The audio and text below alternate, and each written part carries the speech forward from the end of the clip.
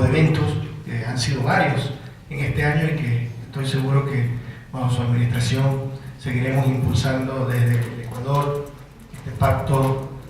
internacional ético que no solo debe trascender lo nacional, sino que debe trascender lo internacional, una agenda de cooperación global. Y sé que desde la presidencia de G77 y China se ha impulsado desde nuestro señor presidente y usted como canciller una agenda para que tengan los países, sobre todo el desarrollo, tengan una participación más equitativa y decisiva en los diferentes foros, incluido el Comité de Expertos Tributarios, donde hemos tenido la oportunidad de tener un participante ecuatoriano, nuestro jefe de Fiscalidad Nacional, que me acompaña, el doctor José Ignacio Troya, donde hemos tenido una posición con los países en desarrollo de unidad de bloque para promover decisiones más justas. Pero tenemos que alcanzar el objetivo que nos han planteado tanto la representante de Oxfam como la representante de ONU y el embajador de India. Tenemos que tener cooperación a nivel global en el máximo organismo que es la ONU. Está muy bien las iniciativas que pueden tener otros organismos como la OECD y tenemos que estar en esos foros, pero son subsidiarios esas participaciones hasta que tengamos un verdadero organismo de cooperación internacional donde todos los países sin excepción cooperen en intercambio de información, transparencia fiscal y obviamente derechos humanos que se velen en las prácticas de las transnacionales, en todos los aspectos, los fiscales, los ambientales y laborales y de todos los aspectos financieros. En ese contexto quiero hacer un resumen de quienes han hecho sus clarísimas ponencias en el sentido de que este tema debe de ir tomando cada vez más fuerza a nivel global. Si queremos reducir el nivel de conflictos sociales, incluso el nivel de conflictos entre ciertas naciones, tenemos que construir una sociedad global más justa y equitativa. Y en ese sentido,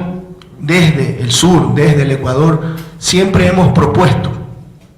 que desde nuestra Constitución el ser humano debe ser sujeto y fin de todas las políticas públicas. No podemos hablar de justicia social, de equidad y de igualdad mientras nuestros niños todavía no puedan ir en su totalidad a escuelas públicas de excelente calidad. No es sino en la educación donde más se puede evidenciar la igualdad de oportunidades para liberar. Y debemos de también encontrar en otros espacios, así como la educación, como la salud, donde todos también debemos ser iguales, donde podemos dar oportunidades a nuestros semejantes y sobre todo a los más excluidos y a los más vulnerables de tener una oportunidad de una mejor calidad de vida. Por eso también desde el Ecuador se plantea en nuestro Plan Nacional de Desarrollo, denominado Toda una Vida, que una prioridad central va a ser el acceso al agua potable. El acceso al agua potable y saneamiento básico integral para todos y el acceso a una vivienda digna. Ya nos decía John Kenneth Galbraith que debe pensarse en un sistema económico más justo, donde todo ser humano, por el hecho de serlo, deba recibir por lo menos una renta mínima. En el Ecuador se quiere avanzar hacia eso para erradicar en una primera instancia, en estos próximos 4 años, la pobreza extrema, pero debemos de erradicar todo nivel de pobreza. En Ecuador se ha avanzado mucho en las últimas 2 décadas, tanto en combate a la evasión fiscal, hemos reducido más de 40 puntos la evasión tributaria en estos 20 años de una nueva administración tributaria moderna, eficiente y transparente, y también hemos reducido la pobreza, pero todavía tenemos altos índices de pobreza, sobre todo en el sector rural, y todavía tenemos muchas evidencias de exclusión en acceso al sistema financiero, al sistema político y al sistema universitario entre hombres y mujeres. Yo quiero también no dejar pasar el comentario de que hay una presencia mayoritaria de mujeres acá, que no puede ser producto necesariamente de la casualidad, sino de una causalidad. En el Ecuador, entre el año 2008 y 2009, se hizo un estudio sobre moral tributaria y se evidenció entre los aspectos relevantes de ese estudio que las empresas cuyas titulares, cuyos representantes, administradoras y dueños eran mujeres, o las contadoras eran mujeres, tenían un mucho mejor cumplimiento fiscal que aquellas que eran representadas y administradas por varones. De hecho, si hacemos un análisis en los últimos escándalos de corrupción privada y pública, en los papeles de Panamá, en los papeles del Paraíso, en los escándalos relacionados con Odebrecht y otras multinacionales, lideran la participación de estos escándalos de actores públicos o privados los varones. Eso nos infiere que hay un mayor nivel de transparencia y de mejora en el acceso de la mujer también al sistema financiero, al sistema empresarial y al sistema político, probablemente